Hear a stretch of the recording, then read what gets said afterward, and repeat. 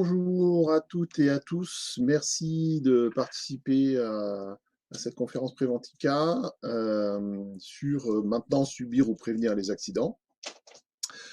Et cette conférence, ce webinaire est un rattrapage d'une conférence qui était prévue pendant Préventica Paris. On a eu un petit souci avec le contexte Covid, etc. C'est toujours un petit peu compliqué d'un animateur et de son remplaçant qui était malheureusement absent, dont un aux urgences, mais ça va mieux.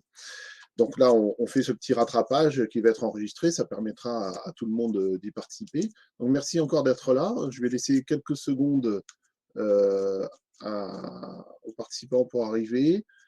Alors, petit message préalable, dans votre interface, vous avez un chat.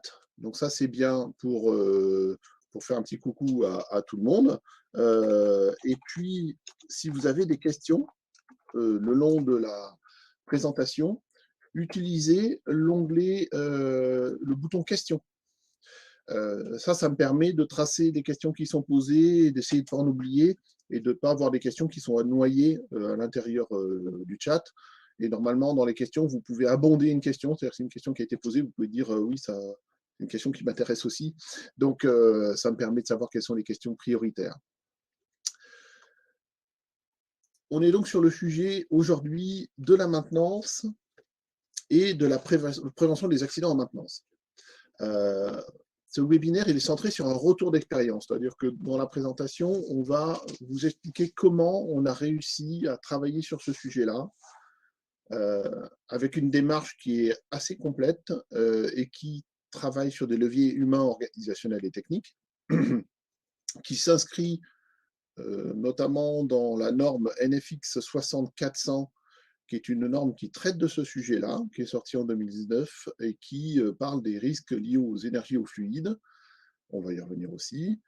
Et un dernier point particulier, notre retour d'expérience nous a permis de développer une approche qui permet à la fois de gagner en sécurité et à la fois de gagner en performance. Et quand on parle de performance, on ne parle pas de performance sécurité, on parle de performance avec des sous au bout, hein, de performance industrielle, de performance technique, de performance des opérations.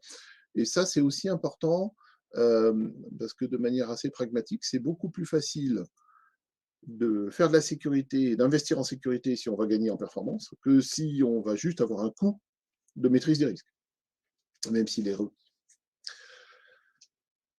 Donc, cette présentation, moi, je m'appelle Jean-Pierre Avellaneda, comme c'est écrit en bas de l'écran. Je travaille à la PAV, à la direction métier. Je suis l'animateur du groupe de travail européen sur ce sujet de sécurité en maintenance, parce que la norme NFX 6400, à laquelle j'ai eu le plaisir de contribuer en France, elle est portée au niveau européen et elle devrait sortir, si tout va bien, début 2023, parce qu'on est dans un stade assez avancé dans la commission de normalisation européenne. Voilà, ça va être un dérivé de la NFX 6400 avec quelques ajouts et compléments, et normalement, ce n'est pas dénaturé. La présentation est faite aussi avec le soutien de Jean-Christophe Blaise de l'INRS, qui soutient la démarche Securafim, donc on va y revenir. Securafim, c'est porté par l'INRS et l'AFIM, donc l'Association française des ingénieurs de maintenance. C'est une association loi 1901, vous pouvez adhérer. Elle a développé une contribution à la sécurité assez intéressante parce qu'elle est assez pragmatique sur le repérage des organes de mise en sécurité. On va y revenir aussi. On a 1 heure ensemble. J'aurai un temps de questions, je vais essayer de finir 10 minutes à l'avance pour que vous ayez un temps de questions avant midi. Moi, je n'ai pas de problème à déborder jusqu'à 13 heures, s'il y a énormément de questions. Hop, je vais essayer de faire défiler l'écran sur le bon écran. Voilà, la PAV, vous nous connaissez beaucoup en conformité réglementaire la plupart du temps, donc c'est l'inspection des équipements et des installations. On a une entité formation qui est très importante. On est l'organisme de formation numéro 1 en France sur les formations sécurité. On a de l'inspection en bâtiment. On a des essais et mesures, de la certification et du conseil et accompagnement technique. Moi, je fais partie de cette branche-là. Je m'occupe des approches transversales au sein de la PAV. Et typiquement, sécurité plus performance, ça tombe là-dedans. On est une entreprise qui faisait 880 millions d'euros de chiffre d'affaires en 2019 et 12 400 collaborateurs. Je n'ai pas encore le chiffre officiel 2020, mais il a significativement augmenté et il augmente tous les ans. On a un plan de croissance important et ambitieux avec, par exemple, le développement d'un nouveau métier sur le risque numérique qui occupe pas mal de place, mais aussi de la croissance à l'international. Si on rentre dans notre sujet, toutes les semaines, on a des accidents graves ou mortels liés à des opérations de maintenance. Là, j'ai mis 3 exemples. Un presque accident potentiellement mortel avec une inspection d'un espace confiné, d'un cylindre en rotation, qui était en rotation libre pendant l'inspection. C'est-à-dire que concrètement, on n'avait pas verrouillé le mouvement à l'intérieur de l'équipement et la personne aurait pu se faire couper en deux assez facilement, ne serait-ce que parce que c'était libre. Donc, elle a été sauvée parce que c'est un espace confiné, qu'il y avait un collègue à l'extérieur qui l'a récupéré et qui l'a sorti, in extremis. À Rouen, un bras sectionné, donc un tapis d'entraînement et à la remise en route lors d'un dépannage sur une ligne de tri. La personne s'est fait happer et s'est fait attraper le bras. Alors, c'est des problèmes récurrents sur les tapis. La plupart du temps, c'est pas au démarrage, malheureusement, c'est la déconnexion parce que la charge sur le tapis a un effet d'entraînement. Si c'est pas un tapis anti-retour, il y a un effet d'entraînement et on peut se faire choper dans une chaîne alors que tout est coupé. Et d'ailleurs, vu que tout est coupé, ça part. Saône-et-Loire, un mort et 6 blessés dans la chute dans une trémie. Il y a une maintenance récurrente. Il y a un mainteneur qui se tombe dans une trémie. Pour essayer de le secourir, les gens ont également été blessés. Donc on se retrouve là dans un accident. Le premier, c'est une inspection. Le deuxième, c'est un dépannage. Le troisième, c'est une maintenance récurrente préventive. On voit bien que quel que soit le type d'intervention, on peut avoir un accident important, un accident grave, mortel. Est-ce que c'est une fatalité? Non, ce n'est pas une fatalité. On peut très bien travailler sur ce sujet-là. Par contre, ce n'est pas simple. Intuitivement, on se dit, oui, quand on est mainteneur, on met les mains dans la machine, donc on est quand même exposé à des dangers. Il y a un travail qui a été fait par la FIM qui a récupéré l'ensemble des accidents du travail et qui a sélectionner les accidents du travail qui ont eu lieu pendant une opération de maintenance. On parle bien du processus de maintenance et pas du service maintenance. Donc on a des opérations de maintenance qui sont faites par un mainteneur, mais qui peuvent être faites par quelqu'un de l'exploitation ou une entreprise extérieure typiquement. Donc cette analyse, elle a permis en comparant les chiffres, de voir que l'occurrence d'accidents graves était 1,5 fois supérieure quand on était en train de faire une opération de maintenance par rapport à la moyenne du secteur. Donc, par exemple, je travaille dans l'automobile. Ceux qui font des opérations de maintenance, ils ont 150% de malchance d'avoir un accident grave. Et ça va jusqu'à un coefficient de 3,6 en moyenne sur la mortalité. On parle bien de moyenne, c'est-à-dire qu'on va avoir des écarts qui sont faramineux en fonction de secteur. Alors, on ne les a pas affichés parce que la population statistique n'était pas toujours significative, mais on a des fois des x6, x7 sur la mortalité, sur les opérations de maintenance. Donc, cette impression intuitive, on a pu la valider en faisant une analyse chiffrée. C'est assez fastidieux à faire parce que la classification des accidents, y compris de leur cause, ne permet pas de repérer que c'était une opération de maintenance ou pas à ce moment-là. Donc, il fallait le dépouiller accident par accident, donc ça a le mérite d'être fait et d'être démonstratif. Et on a évidemment, on a vu dans le slide précédent des accidents pendant l'opération ou pendant une inspection, et puis on a des accidents par rapport à l'environnement. Donc typiquement, là, c'est un élagage avec une électrocution de 2 élagueurs. Ils sont des élagueurs, il y avait des lignes électriques à proximité et ils ont coupé la ligne et effectivement, ils sont tous les deux décédés. Donc, c'est un cas extrême, mais j'ai vu des gens qui qui meulaient une pièce ou qui coupaient un tuyau à la meuleuse à côté une installation avec du gaz. Hein. Et la personne, elle a fait ça de toute bonne foi et sans se rendre compte de ce qu'elle faisait. Parce qu'elle ne connaissait pas l'installation, elle ne savait pas qu'il y avait un tuyau de gaz à cet endroit-là et qu'il y avait éventuellement un danger s'il dérapait avec sa meuleuse. Donc l'environnement, le contexte technique et organisationnel en termes de coactivité d'une opération de maintenance, c'est important à prendre en compte pour arriver à travailler. Si on continue toujours sur les conséquences de ce genre d'accident, on n'a pas que des conséquences sécurité. 2018, ça a marqué les esprits à Dieppe, une explosion pendant une intervention de maintenance qui fait 2 morts et qui détruit une partie de l'usine. Alors, il y a 2 morts, c'est extrêmement grave. Et on a aussi toute une partie de l'usine détruite. Les dommages, ils ne sont pas forcément que humains. Et des fois, il n'y a pas de dommages humains. Chez OVH, par exemple, c'est une fin de chantier de maintenance électrique. C'est pas de dommages humains. Par contre, en termes de perte d'exploitation, de dommages économiques, donc il y a une perte d'actifs, il y a une perte de chiffre d'affaires, il y a une perte de clients, il y a une perte d'image, il y a des conséquences juridiques. Les conséquences, elles sont très importantes parce que de suite, ça peut partir en rire et notamment, on va avoir un départ d'incendie, on va sauver les personnes, mais les biens, qu'est-ce qu'on en fait? La perte de la continuité de l'activité est rompue. On se retrouve dans des situations avec des effets boule de neige très importants en termes de conséquences. Pourquoi on a ces accidents? Si on veut travailler sur la résorption d'un risque, il faut travailler sur ses causes. Donc, je vous propose d'essayer de vous apporter des éléments sur les causes. Pourquoi on a ces accidents? Alors déjà, dans les analyses d'accidentologie, on s'aperçoit que 50% des accidents sont liés, pour la maintenance, à la présence d'énergie. C'est-à-dire qu'on a des énergies qu'on n'a pas réussi à maîtriser. On pense tous à l'énergie électrique. C'est la plus dangereuse, probablement, même certainement. Par contre, elle est relativement maîtrisée. Donc, ce n'est pas là où on a le plus de cas. On a souvent des cas sur d'autres énergies en présence. Un écrasement, c'est pas une énergie mécanique, un produit chimique.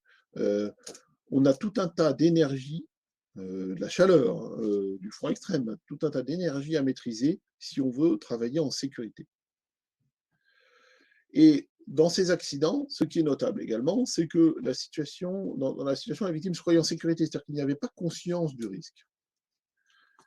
Et on va voir que cette conscience du risque, elle est liée également à des facteurs humains. Donc, ce que je vous propose de parcourir, c'est pourquoi on a ces accidents. Donc, il y a une problématique humaine, il y a une problématique organisationnelle, il y a une problématique technique et une problématique réglementaire. D'un point de vue humain, souvent, on va avoir des remarques qui disent il y a un comportement inadapté. J'ai un problème de comportement dans mes équipes de maintenance ou d'exploitation.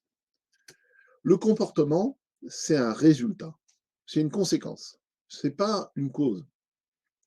Le comportement, et là la photo, c'est une vraie photo qu'on a prise juste avant de crier pour dire à la personne qui était dessous, qui pensait que c'était une très bonne idée de vérifier la lingue en se mettant sous la charge, que ce n'était pas une très bonne idée de faire ça. On a plein de phénomènes d'inducteurs d'un comportement inadapté. En premier lieu, le métier de la maintenance, c'est un métier de service. Et les gens qui travaillent en maintenance, ils aiment rendre service et permettre à l'exploitation de faire son travail le mieux possible. Et ils sont sous la pression du quotidien. C'est-à-dire qu'il faut quand il y a un dépannage, la panne, personne ne la voulait, donc il faut dépanner vite pour redémarrer vite. Et on n'est pas dans le quoi qu'il en coûte. Mais par contre, il y a cette pression, ils le sentent bien. Même si on leur dit prends ton temps, travaille en sécurité, il y a quand même cette pression du quotidien, ils se la mettent tout seuls. On a plein de cas où la personne, elle va se mettre la pression toute seule et elle va faire des raccourcis pour gagner du temps, pour pouvoir faire redémarrer la prod.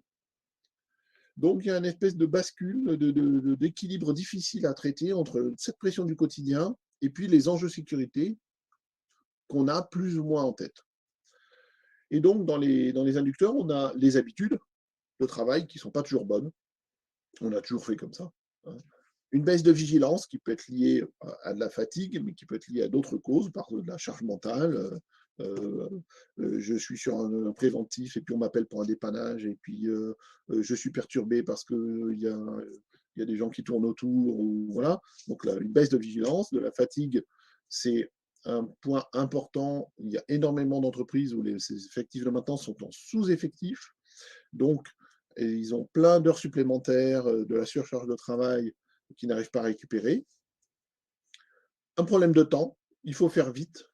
Il faut faire vite parce qu'il faut redémarrer, il faut faire vite parce que c'est vendredi, que j'ai déjà 10 heures supplémentaires dans la semaine au compteur, que j'ai des contraintes, qu'il faut que je cours d'un sujet à l'autre. Un problème de management, c'est-à-dire comment est-ce que mon management gère ce sujet-là de la sécurité des interventions de maintenance. Le management de la sécurité, ce n'est pas toujours le point fort de la ligne hiérarchique.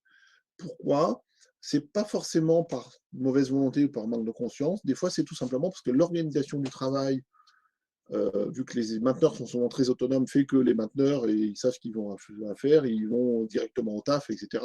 Et on n'a pas toujours des rituels, des actes de management clairs et forts, des tableaux de bord, du management visuel, des entretiens spécifiques, des causeries qui parlent de sécurité ou de risque. Et d'ailleurs, on n'en a pas forcément plus sur la qualité de la maintenance, etc. Donc, c'est souvent des équipes qui sont sous pression, qui sont parfois en mode pompier, donc le management passe un peu à la trappe. Et puis, une question de culture d'entreprise sur, pour de vrai, est-ce qu'on met la sécurité en haut de la pile des enjeux ou pas?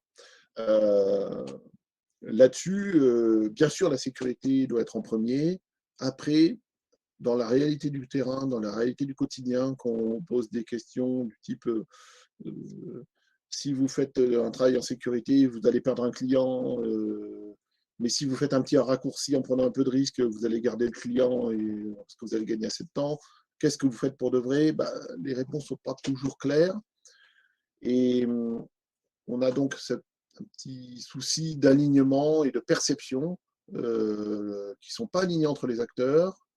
Et le plus, on n'a pas le temps de l'aborder aujourd'hui, mais le plus compliqué, c'est quand différents acteurs qui doivent travailler ensemble n'ont pas la même perception du niveau de risque et de ce qu'il faut faire.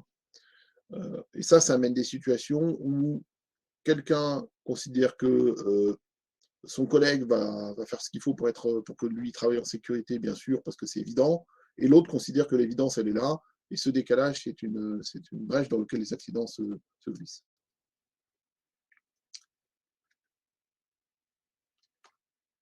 Là, c'est ce qu'on vient de se dire. Le réel par rapport au prescrit, les tolérances, les instructions officieuses dans la culture sécurité, c'est assez notable. Quelle est la réalité de la sanction au-delà de la règle qui est affichée? Voilà.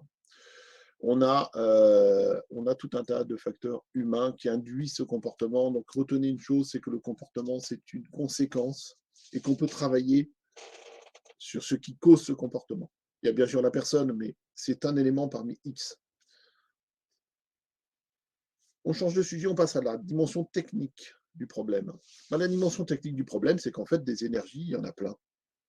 Des énergies qui peuvent avoir un impact sur la sécurité et la santé, il y en a plein. Et des énergies, il y a différents types d'énergies. On a des énergies qui sont fournies. Donc, une machine, par exemple, elle est alimentée en électricité, elle est alimentée en vapeur. Il y a de l'air comprimé dedans, il y a des pièces en mouvement, avec de l'énergie mécanique, il y a des poids en hauteur. Tout ça, c'est des énergies qui sont en place. Je coupe toutes les puissances, donc je coupe la vapeur, je coupe l'électricité. J'ai quand même des capacités sous pression, j'ai quand même des charges en hauteur, j'ai quand même de la température, des pièces qui sont chaudes, donc j'ai des énergies résiduelles. Et puis autour de ma machine, j'ai par exemple des canalisations de gaz. Donc si je viens avec ma meuleuse, c'est pas une bonne idée de couper sans faire attention. Ça, c'est l'environnement de travail. Donc en fait, il y a de nombreuses énergies à prendre dans l'équation. Et quand on fait un travail en sécurité, une des premières choses qu'il faut prendre comme réflexe, c'est de savoir recenser les énergies qu'il faut traiter. Recenser les énergies à l'intérieur de la machine, les énergies autour de la machine, les énergies résiduelles. Et ne serait-ce que faire cette checklist pour les interventions, ça peut déjà éviter de faire une bêtise sans s'en rendre compte. Bien sûr, les mainteneurs, ils connaissent leurs installations, ils vont vous dire, mais je connais la machine, bien sûr, je connais. Mais quand il y a un accident, c'est souvent parce qu'il y a des grains de sable. Mon collègue qui devait intervenir, il a le Covid, donc moi je suis allé le remplacer sur l'atelier que je ne connais pas trop bien. Et donc du coup, le niveau de compétence réel, il a baissé et je n'ai plus un garde-fou. Euh, on va revenir sur le modèle d'Horizon, mais c'est les fameux trous dans le gruyère. Donc j'ai un trou dans le gruyère. Et si derrière, je n'ai pas une barrière qui me protège, je crée une situation d'accident. Ces énergies, elles sont des fois un peu invisibles. Par exemple, une zone ATEX est censée être repérée. J'ai quand même beaucoup d'endroits où il faut avoir les yeux un peu aiguisés pour savoir qu'on est en zone ATEX. Ou des produits chimiques. Des fois, c'est des interactions. J'ai un équipement qui est nettoyé à la soude et je dois appliquer un produit acide pour faire ma soudure. Ce n'était pas une bonne idée de mélanger les produits, mais je n'avais pas conscience du problème. Dans la problématique technique, on a aussi d'autres dimensions importantes. Déjà, à la conception. À la conception, on a un problème de maintenabilité. Là, j'ouvre une autre parenthèse. Il y a la norme maintenabilité, on est en train de la réécrire, elle devrait sortir cette année, avec des critères de maintenabilité dans lesquels il y a la sécurité. C'est vraiment un parent pauvre dans la conception et dans la validation des cahiers des charges et le choix des équipements ou les modifications. Je ferme la parenthèse. Donc, dans la conception, j'ai un problème d'accessibilité. Comment est-ce que je fais pour accéder, par exemple, à la vanne de vapeur qui est au-dessus de la machine parce qu'il n'y avait pas trop la place. Donc, il faut que je prenne une nacelle pour aller à 4 mètres de haut pour fermer la vanne. Je ne le fais pas, quoi. Et puis, en plus, il n'y a pas la place pour la nacelle. Donc, accessibilité, identification. J'ai cette vanne, c'est laquelle la bonne. Pas de dispositif de blocage ou de purge des énergies. Par exemple, j'ai qu'une simple vanne, j'ai pas une double vanne. J'ai pas de purge. Donc ma capacité sous pression, je peux pas enlever la pression. Et puis j'ai un problème éventuellement de fiabilité à la conception qui font que déjà j'ai plus de dépannage à faire, donc ça me met en danger. Et puis je ne peux pas avoir une vraie confiance dans les organes de mise en sécurité, dans un certain nombre de choses. On aurait pu rajouter de la documentation, parce que souvent, les fournisseurs de machines vous expliquent que pour faire un acte de maintenance, c'est pas compliqué. Vous coupez tout, vous arrêtez tout, et puis vous attendez, et puis après vous y allez. C'est souvent pas très réaliste dans une vraie usine de dire on coupe tout. Déjà, c'est des fois pas possible. Donc, ils se dédouanent un peu. La documentation, c'est pas souvent ce qui est très propre dans les fournitures de nouvelles machines. C'est pas très complet, c'est des fois pas fourni, c'est fait un peu vite fait, des fois c'est pas traduit. Donc, autant dire que ces aspects-là sont pas très clairs et pas très bien soignés. Et puis, le volet conception, c'est à traiter. Et puis, il y a le volet maintenance. Est-ce qu'on vérifie que les vannes, elles manœuvrent correctement? Est-ce que les vannes importantes pour la sécurité, pour couper les énergies, que j'utilise quasiment jamais, est-ce qu'elles ont un plan de maintenance? Est-ce qu'elles sont bien documentées? Est-ce qu'elles sont en bon état? Elles sont vétustes? Est-ce que je sais là où elle est? Comment on s'en sert? Donc, tout ça, c'est pas toujours très très clair. Dans les points de vue des problématiques techniques, on a un autre souci qui est la confusion entre les notions de mise à l'arrêt et de consignation. La plupart des mainteneurs utilisent le coup de poing d'arrêt d'urgence pour faire des petites interventions de maintenance. En fait, c'est très souvent indu. Est-ce que c'est un arrêt? Est-ce que c'est un arrêt d'urgence? Est-ce que c'est un arrêt sûr? Au sens de j'ai coupé l'ensemble des énergies et j'ai coupé quoi pour de vrai? Qu'est-ce que ça consigne? Est-ce que j'ai mis un cadenas? En fait, la question se pose parce que beaucoup d'intervenants considèrent que, vu que c'est une machine marquée CE conforme, alors déjà attention, c'est souvent de l'autocertification, donc pas forcément validé avec un regard externe. Mais parce que c'est CE et que j'ai mis un arrêt d'urgence, c'est bon. Bon, déjà, ils ne mettent pas forcément de cadenas, donc ça veut dire que s'ils sont en train de tripoter à l'intérieur, quelqu'un peut redémarrer. Si on voyait jamais d'accident là-dessus, on n'en parlerait pas. Et d'une manière générale, on voit beaucoup d'accidents sur des machines conformes. En fait, la conformity machine, elle est centrée sur l'exploitation de l'équipement. La directive machine, elle est centrée sur l'exploitation de l'équipement. Donc, ça, c'est important à comprendre parce que la directive machine est là pour dire, pour les opérations d'exploitation usuelles, la machine est conçue de manière sûre. Donc, je peux m'en servir sans danger. Sauf que, en maintenance, on va toujours être dans des cas qu'on ne peut pas prévoir à l'avance parce que c'est une panne. C'est une panne, donc j'ai un truc qui casse à l'intérieur. Bon, bah, c'est pas de l'exploitation usuelle, ça. C'est pas de l'exploitation usuelle. Dans la directive machine, bien sûr, on va dire que l'entretien est censé être pris en compte. On est censé avoir des modes opératoires qui font un entretien sûr. Mais on ne peut pas prévoir tous les cas, c'est pas possible. On ne peut pas prévoir que l'arbre à cam de mon moteur il casse et dire j'ai un mode opératoire spécifique sur ça. On ne peut pas prévoir tous les cas, d'autant plus que souvent les machines, elles ne sont pas toutes seules dans le vide, elles sont à l'intérieur d'un contexte et d'une usine branchées à d'autres équipements, et que cette intégration de la machine fait que on n'est plus dans la sécurité de l'exploitation dans une bulle, on est en lien avec d'autres choses qui peuvent créer des accidents. La machine, elle évolue dans le temps, on a des modifications, on a des corrections, on a des aménagements parce qu'il y a des besoins et ça bouge. Indépendamment que c'est plus ou moins bien documenté, ben, on n'est plus carré du point de vue de tout ça. Petit exemple, sur des retours d'expérience terrain, un équipement avec une modification non documentée, donc c'est une étiqueteuse. Il y a un mode opératoire, il faut couper la puissance, etc. Donc il n'y a pas de problème. Sauf que l'alimentation électrique du bac à colle avait été branchée sur une autre alimentation. Pourquoi? Parce que quand ça fige, en fait, ça flingue la résistance, ça flingue le bac à colle, il faut le remplacer. Et donc, pour éviter qu'à chaque intervention de maintenance, bah, on jette et on remplace des pièces, on maintenait en température le bac à colle. Alors ça, pas un souci en soi, il faut le savoir. Bien évidemment, quand j'ai fait ma tournée et que j'ai posé la question, avant de voir la machine, on m'a dit, bah, voilà, il y a une double alimentation, les gens le savent, etc. Entreprise extérieure, ils sont bien au courant, ça fait 20 ans qu'ils bossent ici.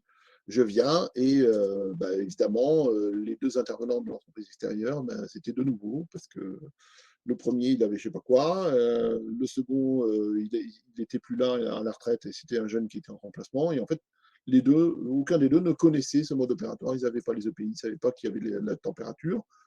Et puis, ils ne savaient surtout non plus pas qu'il y avait de l'électricité quand même encore dans l'équipement. Donc, ils étaient potentiellement en train de prendre des risques très, très graves par méconnaissance. Énergie résiduelle et même maintien d'énergie sans le savoir parce que modification de la machine.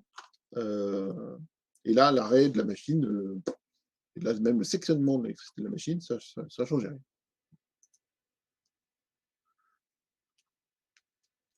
Sur la problématique technique, on est pas mal, on a pas mal de sujets qu'on vient de voir, et puis on a la dimension organisationnelle.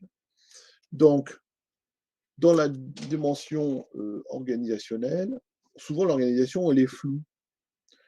Et ça, c'est embêtant parce que dans une intervention de maintenance, on est dans un environnement incertain. C'est-à-dire qu'en fait, typiquement, j'ai une panne. Je ne sais pas ce que c'est la panne. Hein. Je ne sais pas ce qui a cassé. Je ne suis pas sûr de moi. Ça peut être plein de choses. Donc, ça dépend beaucoup de l'opérateur qui intervient, la sécurité. Son objectif, c'est redémarrer. C'est un peu incertain. On ne sait pas encore où on met les pieds. Et donc, du coup, ça tient beaucoup sur la personne. Et il y a des choses qui sont organisationnellement floues. Alors, par exemple, qui c'est qui est propriétaire, c'est-à-dire garant de la sécurité des mainteneurs et des entreprises extérieures? C'est-à-dire que une machine qui est en panne, qui c'est qui est garant que l'intervention de maintenance se passe en sécurité? La réponse habituelle, c'est que c'est le mainteneur. Sauf que le mainteneur, lui, il ne gère pas la conduite, il ne gère pas la coactivité, Ils ne gèrent pas le fait qu'éventuellement, il y a des personnes de prod qui viennent faire des trucs sur la machine, et ils profitent de la panne pour faire un nettoyage, par exemple un vidage de ligne, un changement d'outil, je ne sais pas trop quoi. Et en fait, la responsabilité de qui est la tour de contrôle, c'est souvent quelque chose qui n'est pas si clair que ça. Et ça, c'est embêtant parce qu'on n'a pas toujours une parfaite visibilité sur ce qui se passe, que font les autres. On peut avoir des interactions dangereuses qui créent des accidents. Là aussi, c'est du retour d'expérience. Si on en parle parce que c'est des situations à risque, des situations dangereuses. Qui c'est qui consigne les installations des équipements? Qui c'est qui est responsable d'avoir enlevé tous les dangers, toutes les énergies en présence? Quelles règles ou quelles procédures on applique? Quel mode opératoire pour consigner? Il y a un ordre. On ne fait pas ça n'importe comment. Quels moyens on doit utiliser pour se mettre en sécurité? Alors, des moyens de protection individuelle, des moyens de protection collective, des moyens de consignation, de cadenassage, des moyens de protection, des déflecteurs. C'est quoi la règle? Comment on fait? Donc, tout ça, ça nécessite d'avoir une analyse des risques en amont. Qu'est-ce qu'on a comme document pour tracer la mise en sécurité? Comment est-ce qu'on garantit que les choses elles sont faites et que les gens s'engagent? Donc ça, c'est un levier important parce que c'est un levier managérial. Et puis, c'est également dans la c'est une couverture de risque, ça vous donne une preuve qu'on a essayé de faire les choses correctement et de savoir où est-ce que ça a flanché. Qui c'est qui gère la coactivité? Je vois une remarque, je réponds en direct à celle-là, hein, sur les plans de prévention, bien préparés, bien appliqués. Euh, oui, dans la théorie, oui. Dans la pratique, il y a beaucoup de plans de prévention, ouvrez les guillemets, annuels, fermez les guillemets.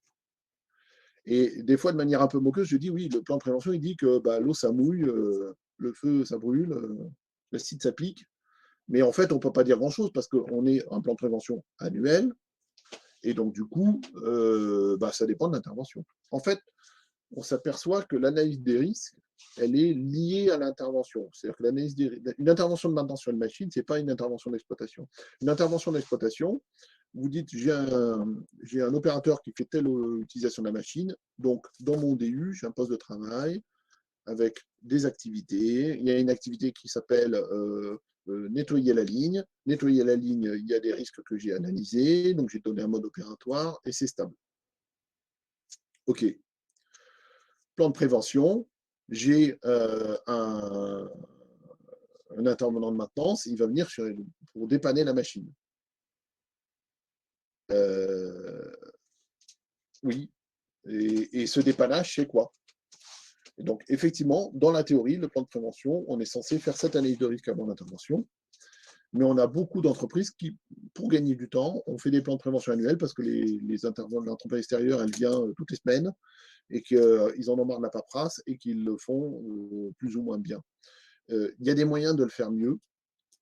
En tout cas, ce n'est pas toujours quelque chose qui est très bien géré.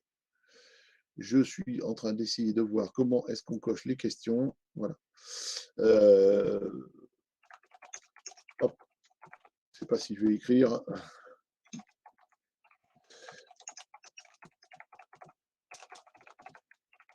Je ne vais pas faire comme ça pour la fois d'après.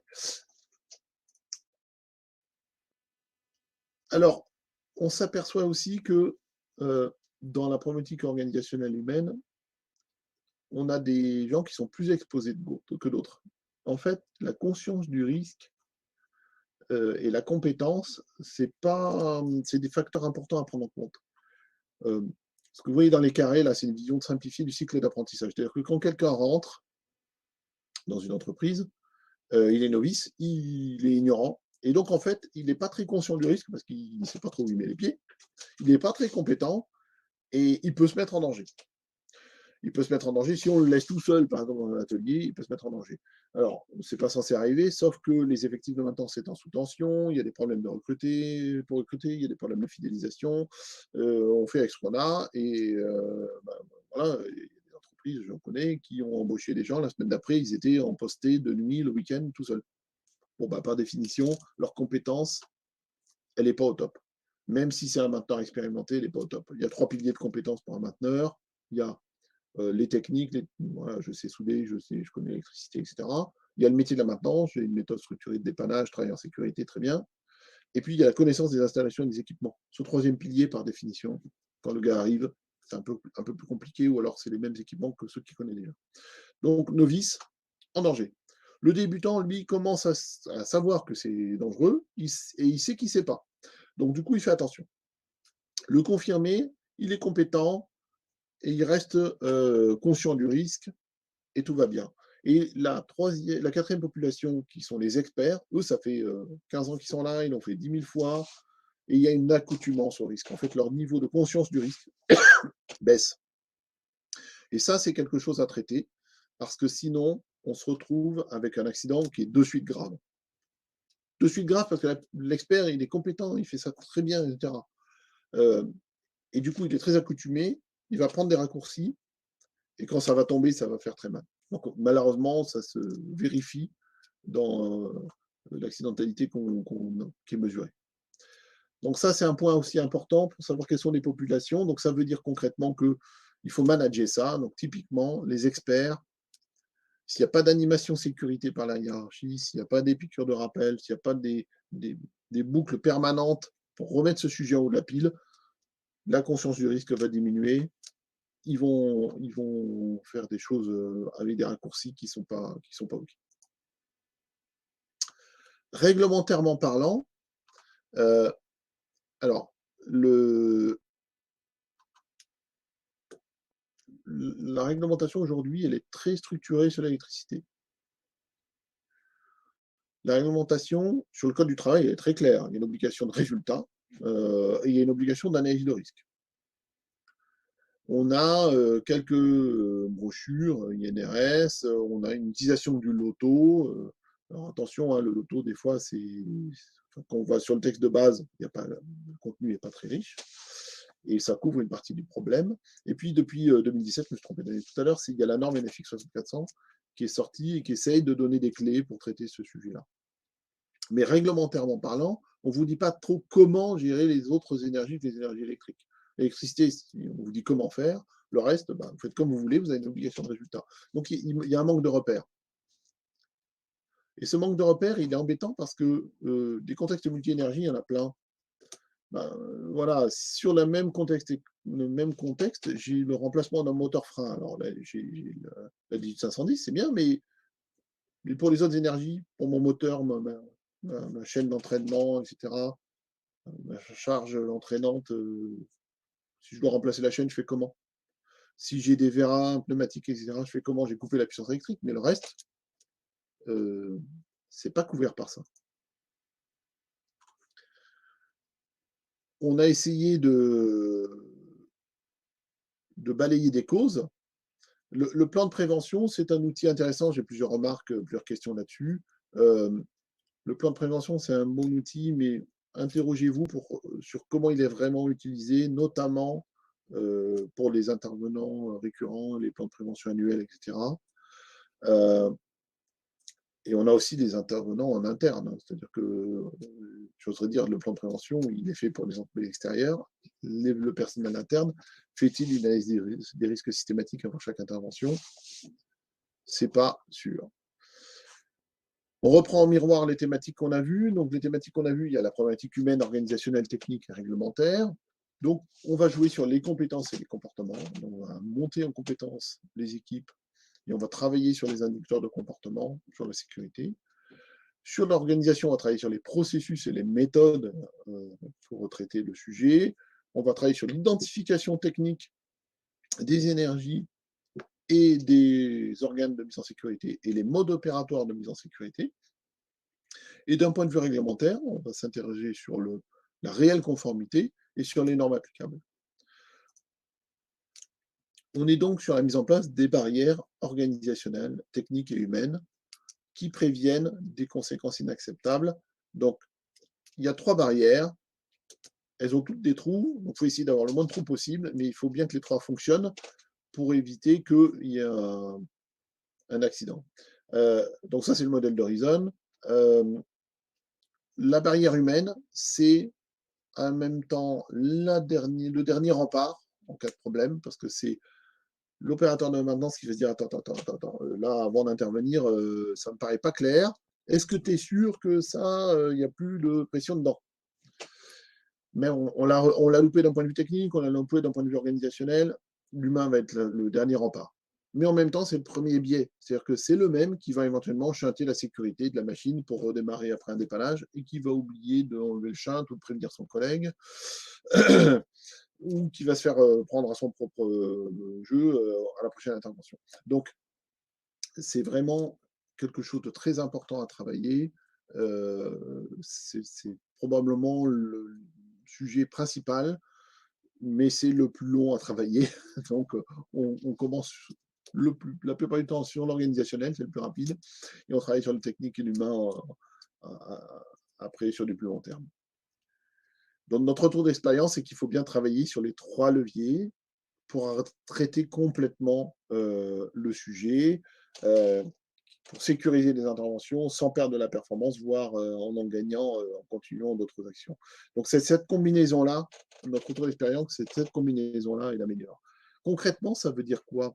Ça veut dire que d'un point de vue humain, on va travailler avec des formations, avec des accompagnements, en travaillant sur les pratiques managériales, sur des actions de culture sécurité. D'un point de vue technique, on va travailler sur la maintenabilité, sur la fiabilité des installations. Hein, c'est-à-dire qu'on y reviendra, mais le meilleur moyen de ne pas s'exposer à un risque en dépannage, c'est de ne pas avoir de dépannage à faire. Hein. Donc, si on fiabilise la machine, on s'expose moins au risque et en plus, on gagne en performance. On va travailler sur la consignabilité, la capacité à bloquer, purger les énergies avant une intervention de façon facile et efficiente.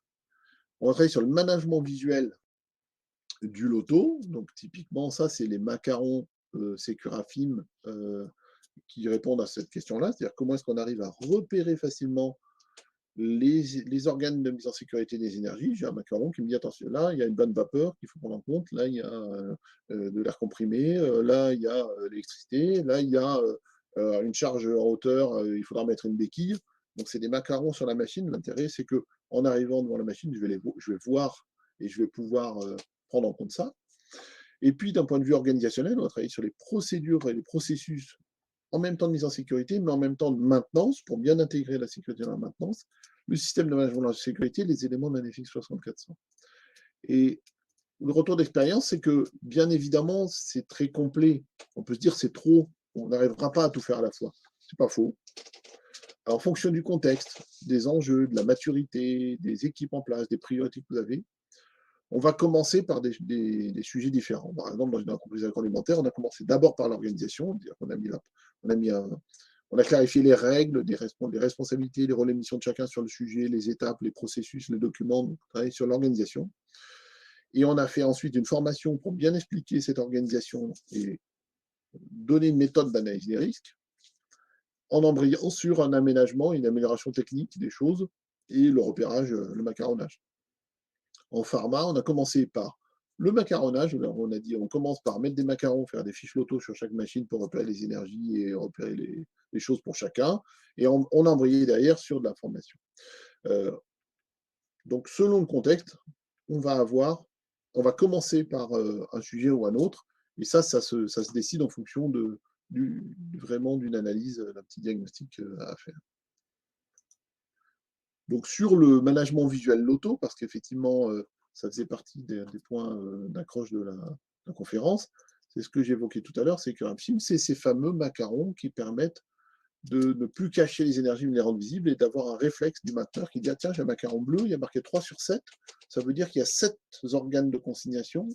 Il faudrait peut-être que je regarde un petit peu par rapport à ce que je vais faire, de quelles énergies je dois m'occuper. Donc ça consiste à lister les énergies, les rendre visibles et sécuriser les interventions. Donc concrètement, on va avoir un outil qui est une fiche repère, une fiche loto, où on a un synoptique ou une photo de l'équipement avec les organes qui disent quelles sont les énergies en place, leur numéro en termes de macarons, leur documentation, là, c'était l'énergie, tel organe.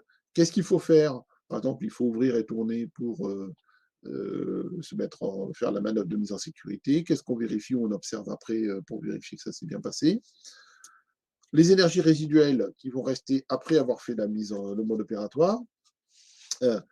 Et ça permet, voilà, sur la machine de voir des macarons et de ne pas se tromper déjà. On ne se trompe pas de vanne, on ne se trompe pas de sectionneur, etc.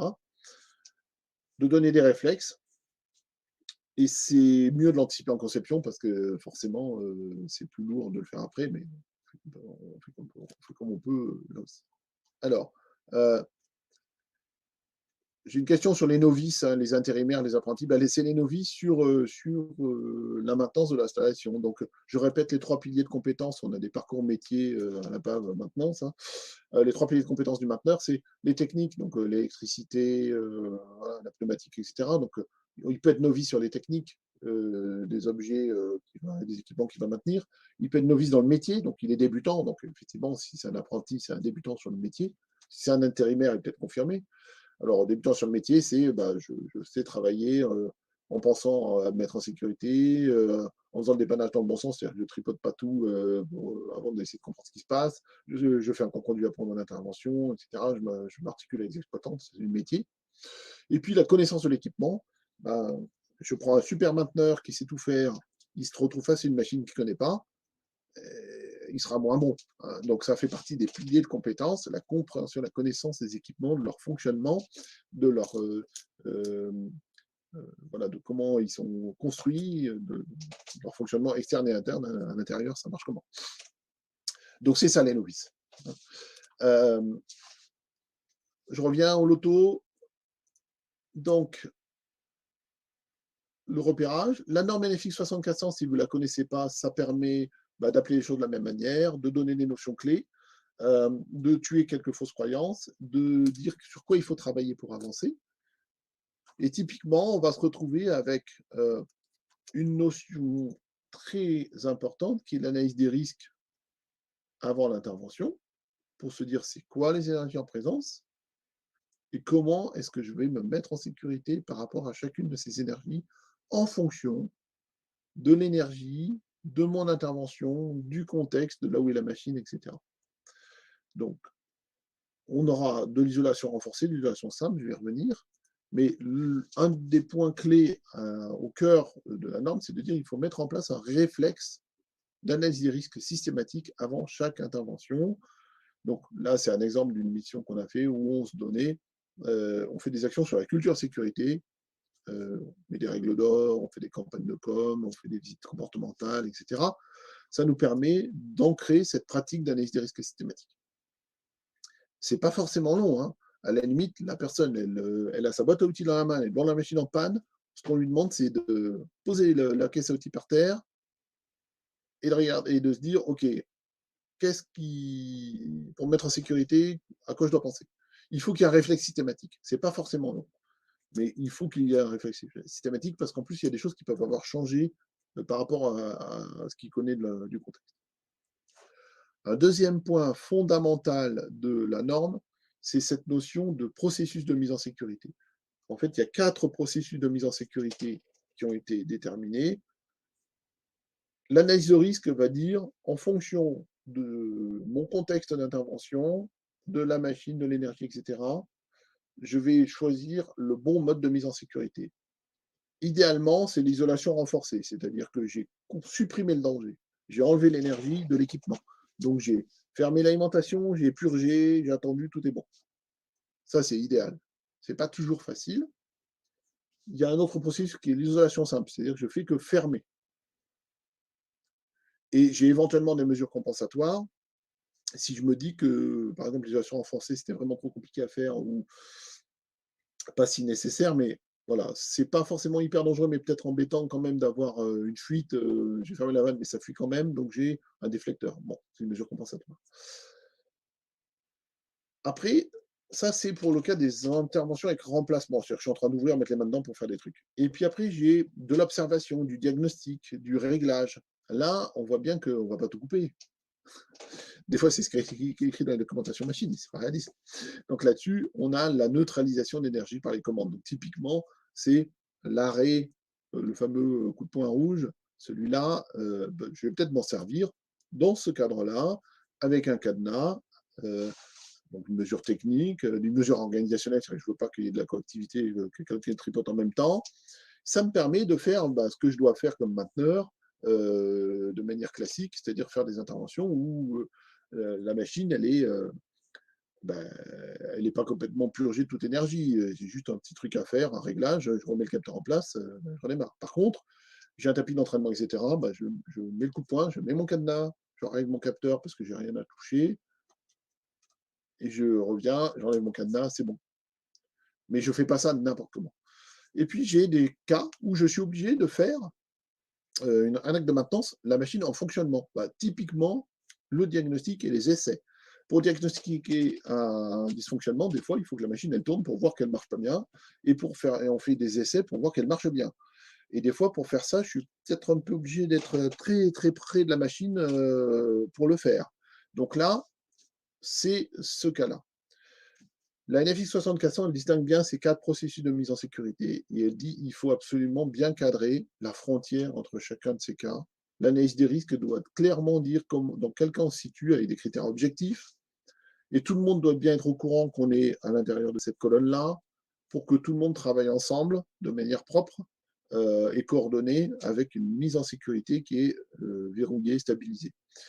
Et ça se fait la plupart du temps dans une procédure générale, hein, qui dit voilà comment est-ce qu'on va travailler, et qui doit déterminer plein de choses du genre je change de poste, comment je fais avec mes collègues, je change de cadenas, je ne change pas de cadenas. Il y a plein de choses à traiter sur le métier. Dans la NFI 6400, vous allez aussi trouver des éléments pour la mise en sécurité des réseaux, des fluides, typiquement, des catégories de techniques et opératoires qui vont vous dire voilà comment, en fonction du contexte de l'énergie et des installations techniques, quel est le niveau de confiance que je peux avoir et quel est le mode de consignation, le mode technique de consignation. Je vais faire de la séparation avec la double vanne et la purge. Et donc ça nous permet de donner les clés sur ces sujets-là avec des critères objectifs. Et donc ça, c'est pas mal pour savoir quel degré de confiance qu'on peut avoir. Donc ça se déploie petit à petit. Donc pour fin 2022, début 2023, on aura la version européenne. Et, ça permet quand même de clarifier les idées. Ça reste une norme volontaire. Sachez quand même qu'on a de temps en temps maintenant l'inspection du travail qui dit attention, il y a eu un accident, est-ce que vous appliquez la norme NFX 6400? Parce que la norme, c'est quand même la bonne pratique. Alors, la norme, est-ce qu'elle prend en compte la signalisation SST? Oui, elle parle du repérage. Est-ce que le sens d'écoulement des fluides? Oui, elle fait un rappel il y a une norme qui existe sur le sens d'écoulement et aussi sur la nature des fluides qui on recommande de le repérer. Après, c'est toujours pareil, hein, dans les problématiques techniques, vous avez énormément d'installations qui sont anciennes, lourdes à documenter. Donc là aussi, il y a des choses à faire. On ne peut pas tout faire d'un coup. On aura toujours des mainteneurs qui vont se retrouver devant des équipements et des installations qui sont non conformes, tout simplement. Tout simplement non conformes, donc pas repérés, documentation pas à jour, etc. etc. C'est un cas très fréquent parce que on n'a pas mis tous les moyens pour documenter, pour repérer dans le temps, des fois par choix, des fois de manière subie parce qu'on n'avait pas assez de monde. Donc, dans les retours d'expérience concrets, j'accélère un tout petit peu, on a des formations et de l'accompagnement pour aider les mainteneurs à avoir une méthode d'analyse des risques qui prenne en compte toutes les énergies et qui leur permet de choisir le bon processus de mise en sécurité. On a des accompagnements pour apprendre à faire ou faire pour vous d'ailleurs, hein, quand on est arrivé à le faire pour des usines entières parce que c'est un travail important. Ces fiches loto, de se dire, bon, là, on est capable de faire les fiches pour les équipements, donc de cartographier les énergies, les organes, mettre les macarons, et tout documenter pour qu'il y ait une base de documentation technique. C'est surtout intéressant, enfin, c'est toujours intéressant, mais c'est intéressant parce que quand vous avez des mainteneurs qui changent, c'est-à-dire que vous avez des intérimaires, vous allez avoir des changements de génération de mainteneurs, vous avez des mainteneurs une nouvelle organisation qui les font aller à droite à gauche, ils connaissent moins bien les équipements. Donc ça permet de gagner du temps et de sécuriser, de fiabiliser l'analyse de risque. L'auto, c'est lock-out, tag-out, pardon. Merci, Monsieur Martin, de la question. Donc, Lockout tagout, ça veut dire tout simplement, je mets un cadenas et une étiquette pour repérer que j'ai verrouillé cette vanne-là parce que je fais une opération de maintenance. La plupart du temps, on va se retrouver avec un cadenas avec l'étiquette du mainteneur qui est en train d'intervenir. Donc ça, c'est basique. Il y a le lototo, alors c'est pas une blague, c'est try out, c'est-à-dire on cadenasse, on met une étiquette et puis on vérifie qu'effectivement c'est bien fermé, mais c'est mieux. Euh, c'est assez marrant, mais ne serait-ce que dire ça, on comprend que des fois, le loto, c'est pas toujours très complet. En tout cas, quand on prend la partie US documentée, c'est assez court, quoi. Les mainteneurs sont des professionnels, ils vont bien faire le truc, on met un cadenas et une étiquette pour que les autres fassent pas de bêtises. C'est un peu la philosophie. C'est pas, par auto-expérience, ça suffit pas toujours. Les processus de maintenance, il faut les ajuster. Et typiquement, on va mettre des cartouches dans les demandes d'intervention de maintenance pour checker les énergies en présence. Alors, vous comprenez bien, si on a une fiche loto, une cartographie des énergies, eh ben, la checklist, elle est faite. Hein. C'est celle qu'on doit prendre en compte pour l'intervention. Si c'est un réglage de capteur, je ne vais pas faire la même chose que si je démonte l'ensemble du moteur. Hein. Donc, on se retrouve quand même à avoir une petite analyse à faire. On a une gestion de la zone grise. La zone grise, c'est les régleurs.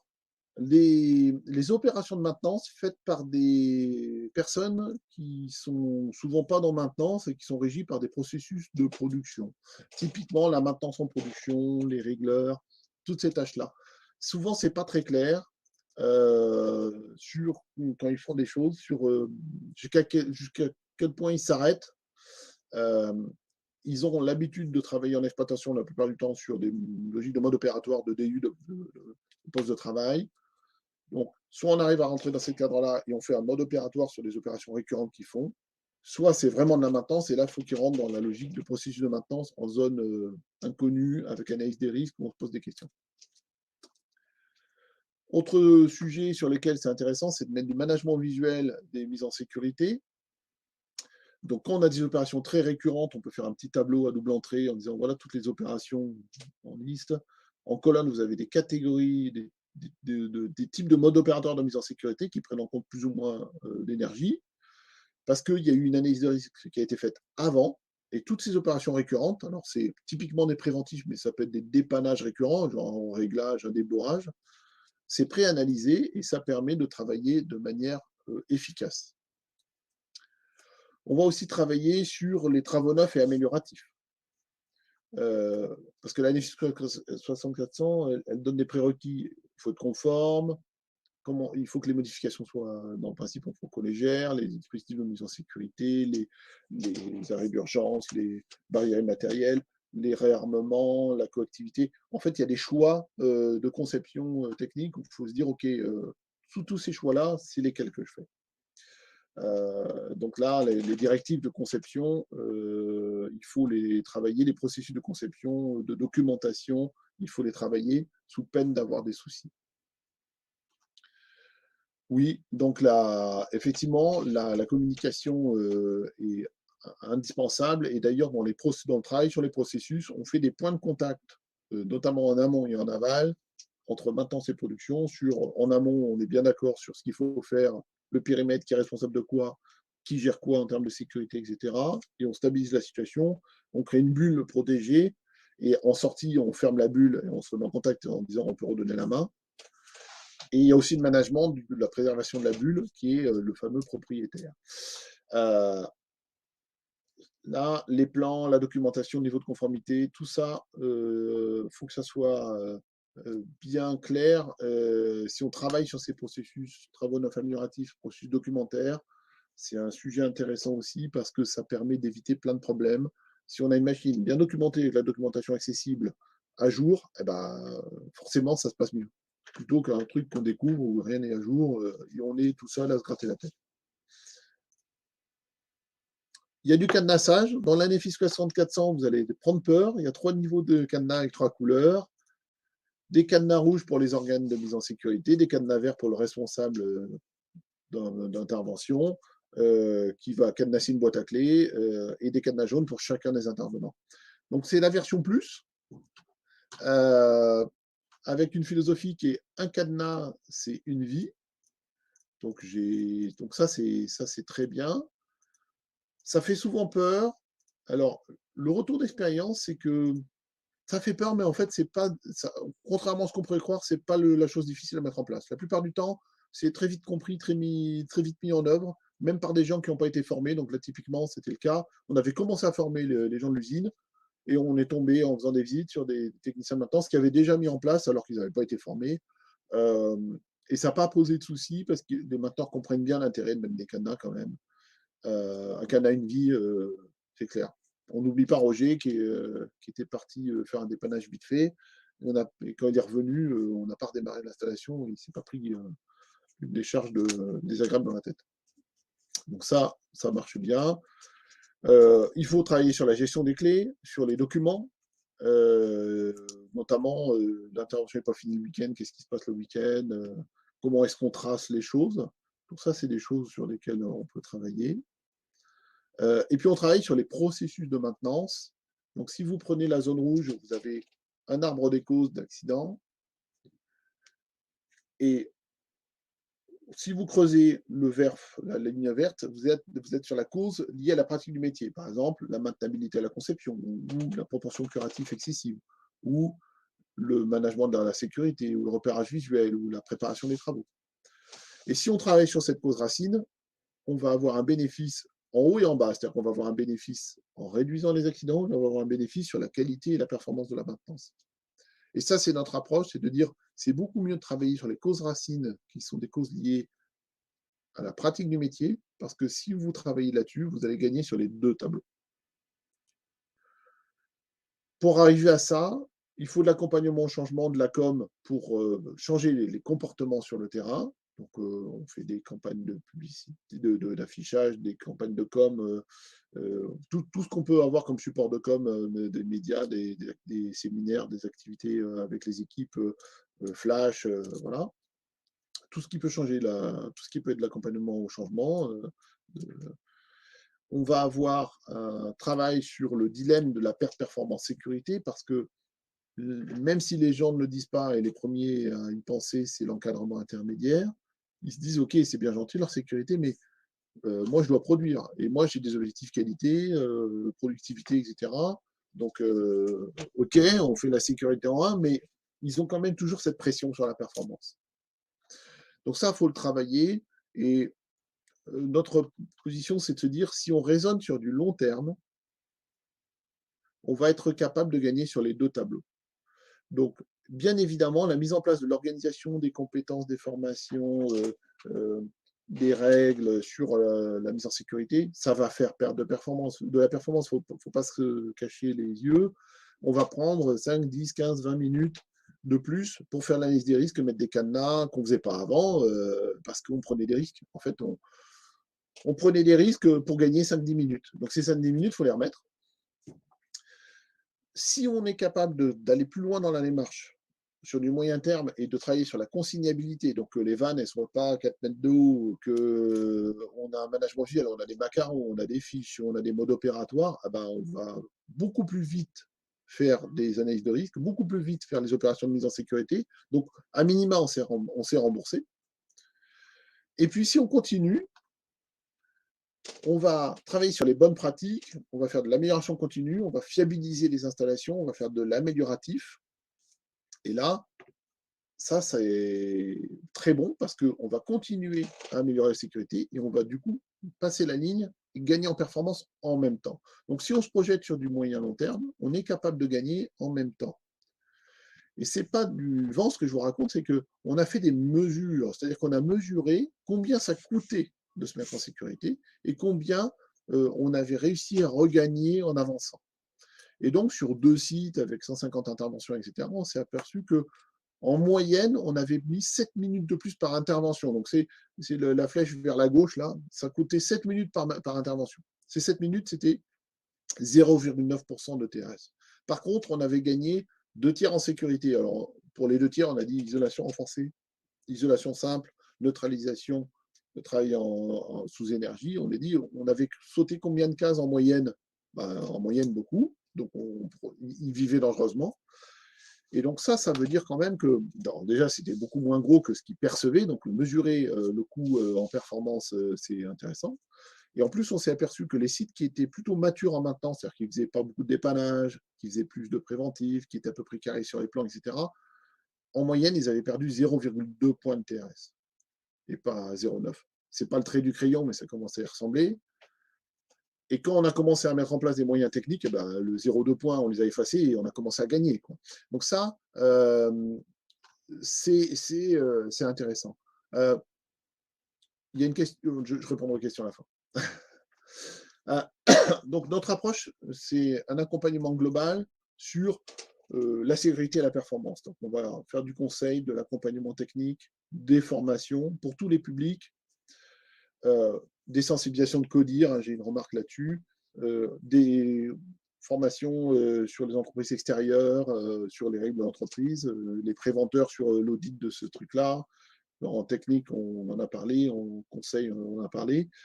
Et ça permet de se dire, cet accompagnement complet, il nous permet de couvrir l'ensemble du périmètre. Et c'est un projet sur du moyen long cours. Donc, souvent, on fait un diagnostic initial pour fixer des priorités, puis on travaille sur une procédure qui clarifie les rôles, les missions, les responsabilités. On met les préventeurs en ligne.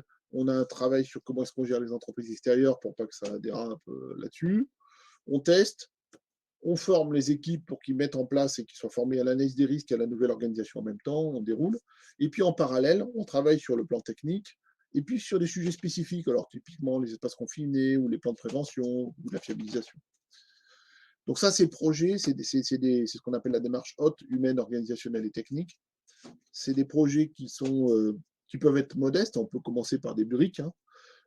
Ça vous donne une perspective de tout ce qu'il faut faire pour arriver au bout.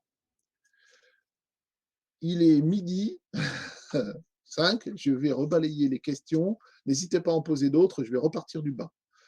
Alors, comment le lien est fait avec la directive machine? Donc, la future qui n'est pas encore sortie, je suppose. Donc, du coup, je n'ai pas trop compris la question. Donc, si la personne peut me prévenir, me compléter la question, ça veut bien. La référence de la norme maintenabilité. Alors, la référence de la norme maintenabilité, je vais vous la donner après, il faut que j'aille la choper, je ne l'ai plus en tête. C'est une X60.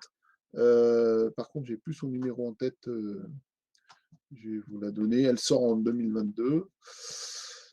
Le plan de prévention, on en a parlé. Les novices, on en a parlé. Ça, on en a parlé. L'auto, on en a parlé. La communication verbale et écrite autour d'une intervention de maintenance, c'est primordial. Oui, il faut que des points de contact dans l'organisation métier, sécurité et aussi métier. Le point de contact en amont et en aval, c'est important. J'en ai parlé de cette fameuse bulle. Alors, on en a parlé en sécurité, c'est une évidence. Hein.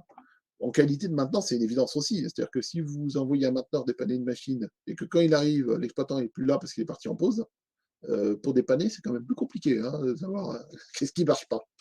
Voilà, donc c'est un grand classique. Et quand le mainteneur s'en va, s'il ne prévient pas qu'il s'en va, on peut encore attendre longtemps de redémarrer la prod. Hein, même question à l'envers. Compliqué en tant qu'entreprise intervenante de demander ou imposer ces techniques et procédures aux entreprises utilisatrices. Oui, alors quand on est prestataire de maintenance, uni, effectivement, on se retrouve face à des clients qui ne sont pas toujours très sensibilisés à la sécurité. Mais on peut quand même faire des choses, c'est-à-dire qu'on peut quand même demander tout simplement d'avoir un plan de prévention ou une analyse de risque propre. APAM en tant que tel, nous, on a 12 000 salariés, on doit en avoir 7 ou 8 000 qui font des inspections sur des équipements et des installations où ils peuvent se mettre en danger et il y a besoin d'une consignation. Donc, notre position, c'est s'il y a un plan de prévention, c'est très bien. S'il n'y en a pas, nous, on a un truc qui s'appelle la fiche d'analyse des risques qui, à minima, oblige le donneur d'ordre à nous dire c'est quoi les risques qu'on doit prendre en compte et on fait comment pour les prendre en compte. Donc on force un petit peu la main, au moins sur la sécurité. Il est quand même rare qu'un donneur d'ordre dise votre truc m'en fiche, venez quand même. Dans ce cas-là, on peut lui opposer ce que beaucoup de gens ont oublié, c'est que c'est le donneur d'ordre qui est responsable de la sécurité des entreprises intervenantes. Donc s'il y a un pépin, c'est quand même lui qui trinque. Donc, ce n'est pas entendable. Donc, c'est compliqué, mais on peut quand même faire des choses. On peut quand même faire des choses. Et puis, si vous avez des entreprises utilisatrices qui comprennent pas le problème, vous me contactez, on va les voir, on va les voir ensemble. Est-ce qu'il y a réglementairement parlant une obligation de contrôler, contrôle par une autre personne, que la consignation a été bien réalisée, autre que la norme NFX 6400? J'ai un peu de mal à comprendre la question aussi dans la formulation. Ce que je peux dire, c'est que normalement, quand vous êtes un donneur d'ordre, c'est vous qui devez faire la consignation ou vous devez démontrer que vous n'avez pas la compétence et les moyens de le faire. Alors, il y a des cas où c'est vrai, hein. Par exemple, pour le gaz, on peut dire non, mais moi, purger un réseau de gaz, je ne sais pas faire, hein. Est-ce que vous savez, vous, qu'il faut la purge d'un réseau de gaz, c'est 7 fois le volume du réseau sur un gaz neutre? Bon, bah, moi, je l'ai appris, hein, comme on l'a dit, donc c'est pas mon métier. Donc, il y a des choses qui sont particulières et on peut dire non, moi, je ne sais pas consigner ce truc-là, donc je fais venir une entreprise extérieure et c'est pas moi qui consigne. Mais il faut pouvoir le démontrer. Donc, à contrario, le fait de dire je fais venir une entreprise utilisatrice extérieure et sous le prétexte que je la connais bien, je dis bon bah tu couperas l'électricité, tu couperas la vapeur, machin, tu te débrouilles. Ça c'est en cas de pépin, vous prenez cher, hein. Parce que c'est l'entreprise qui doit qui est responsable de ça. Alors par rapport à est-ce que c'est une autre personne qui doit contrôler que non, la NFI 6400, elle dit que ça peut être qu'il doit y avoir un responsable des consignations qui s'assure qu'effectivement les consignations ont été faites. Il y a des cas où le responsable, c'est le mainteneur qui est lui-même l'intervenant, donc il n'y a pas une deuxième personne. Donc la norme ne dit pas qu'il faut obligatoirement une deuxième personne, elle dit juste qu'il doit y avoir quelqu'un qui est responsable du fait que c'est bien fait. Il y a plein d'interventions de maintenance. La masse des interventions de maintenance, c'est souvent des petites interventions où il y a un mainteneur. Il faut, dans la mise en œuvre, on fait attention à faire un truc qui soit léger pour la majorité des cas. Ça ne veut pas dire qu'il n'y a pas de danger, ça veut dire qu'il faut que ça soit léger. Parce que si l'objectif, c'est faire un truc super lourd, avec 12 papiers, 3 cadenas, 4 rendez-vous avec l'exploitant, ben, en fait, c'est pas fait. Donc, on en est dans des situations où les gens ne font plus. Donc, c'est le contraire de ce qu'on veut. Ce qu'on veut, c'est progressivement progresser en sécurité, en essayant de faire un truc qui soit avec un niveau d'ambition raisonnable par rapport au coût d'obtention et un niveau de sécurité qui soit meilleur et une performance qui ne soit pas dégradée, voire en se projetant et en faisant des trucs, j'allais dire intelligents, c'est un peu prétentieux, mais qui remontent à la cause métier en faisant des choses, à la fameuse ligne verte, qui permettent de remonter aux causes racines. Et ça, quand on remonte aux causes racines, ça permet, qu'on travaille la cause racine, de gagner en même temps en sécurité et en même temps en performance. Je m'expose à des risques parce que je dépanne en urgence dans un environnement inconnu parce que c'est une panne. Si je fiabilise mon installation, eh ben, j'ai moins de panne. Du coup, je suis moins exposé au risque, je gagne en sécurité et je gagne en taux de disponibilité, en taux de fiabilité sur mes équipements. J'ai tout bénéfice. J'ai tout bénéfice à le faire. Ça a souvent été perdu de vue dans les entreprises parce que les priorités budgétaires et l'histoire font qu'on n'a pas mis beaucoup de moyens dans la maintenance, ça n'a pas été la priorité. Et à force de délaisser ça, on s'est retrouvé dans des situations déstabilisées avec de la maintenance en mode pompier, des documents pas à jour, et on ne fait pas de la bonne maintenance, et du coup, la maintenance prend des risques, et c'est pas OK. Il y a souvent deux nœuds de sécurité à dénouer, qui restent à dénouer dans les entreprises. En termes de fréquence, c'est des choses qui sont liées au comportement, genre des chutes de plein pied, des choses comme ça. Et puis, en termes de gravité, c'est des accidents de maintenance, parce qu'ils sont exposés aux énergies et que de suite, ça augmente la gravité. Est-ce que la personne, je regarde dans le chat, c'est peut-être répondu non. Est-ce que de la précision sur question, la question de la directive, non. L'intervenant doit toujours vérifier la consignation.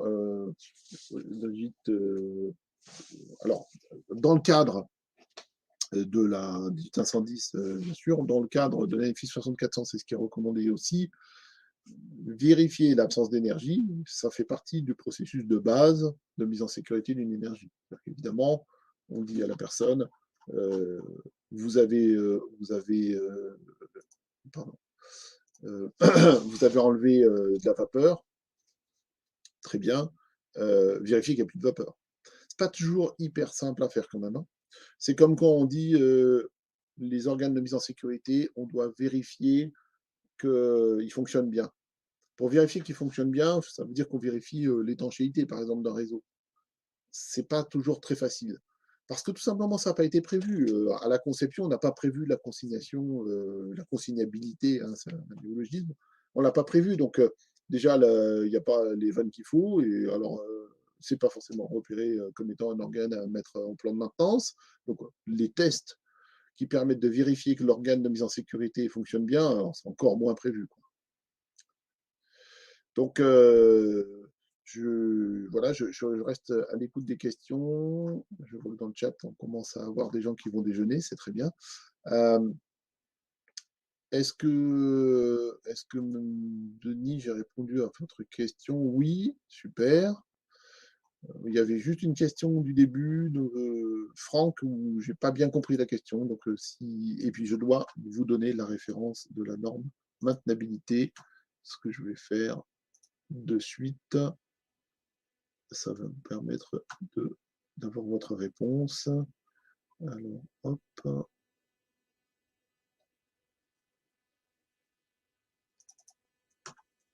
train d'ouvrir le dossier et je vous réponds de suite.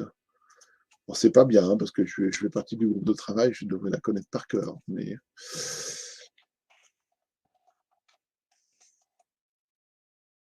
je vous suggère très fortement de la surveiller parce que c'est quand même un saut quantique, hein. C'est la X60301. Je vérifie quand même que je ne dise pas de bêtises, mais normalement, c'est bien ça. Vous allez voir que dans cette norme de maintenabilité, il y a de grosses, oui, c'est bien ça. Il y a des grosses évolutions avec plein de facteurs de maintenabilité qui vont vous permettre d'avancer. Et sur la norme européenne, vous allez avoir aussi quelques évolutions de la NFI 6400, notamment la zone grise. Maintenant, ce premier niveau, hein, j'ai vu Richard a réagi. Alors, ça doit être défini par une liste et des gammes prédéfinies, oui, dans la théorie. Dans la pratique, c'est pas toujours au carré, c'est toujours pareil, hein, on sait ce qu'il faut faire, hein. En fait, ce que je vous explique, c'est que globalement, sur l'ensemble des facettes, chaque fois, on sait à peu près ce qu'il faut faire. Et c'est tout. C'est pour ça qu'on fait un diagnostic la plupart du temps au début, c'est qu'on fait un panorama de tout ce qu'il faudrait faire et on essaye de prioriser par où on commence, par quel bout on commence. On a recensé tous les éléments à prendre en compte et il faut arriver à collectivement décider comment on fait les choses. Merci. Je vois des réponses. Je ne vois plus de questions qui apparaissent. Donc, ce que je vous propose, en vous remerciant encore, c'est de terminer ce webinaire. Merci à Préventica. Et à votre disposition, à PAV pour vous accompagner là-dessus. L'INRS, vous allez pouvoir trouver dans le site d'INRS les brochures que j'ai évoquées. L'AFIM, l'association AFIM, vous pouvez la trouver aussi sur Internet. Donc, merci encore. Je vous remercie pour votre présence et je vous dis à bientôt.